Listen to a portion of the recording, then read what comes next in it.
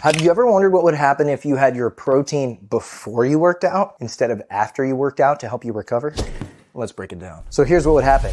Absolutely f***ing nothing. Let me explain why. Number one, a day is 24 hours and you do not only build muscle in that tiny little window, I used to call this the anabolic window, of after your workout. You are constantly working on building new muscle and recovering from your workout, and you need to make sure you get enough protein every 24 hours, not just right when you're done training. All protein is broken down into amino acids, and you want to have amino acids circulating in your body all the time if you want to train and perform well. So let's consider the hypothetical where we switch our protein to before we train. What do we know? We know that we're going to have amino acids available circulating in my body while I lift. That's great, right? Honestly, not really. The truth is, if I don't get enough all day, I'm going to be missing out. This is where big fitness influencers normally would tell you that you need so f***ing much and you need to buy it from me and you need to use my code, but the truth is, you don't need that f***ing much protein, but you need a good amount.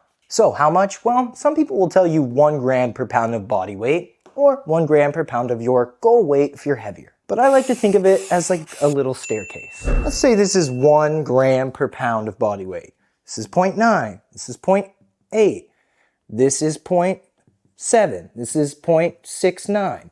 If you're on the staircase at all, you're building muscle. But if you're way up here, you're not necessarily building a ton more muscle than if you're way down here, because your body really just begins protein synthesis when you're in this range. So let's put it all together. This is Donald.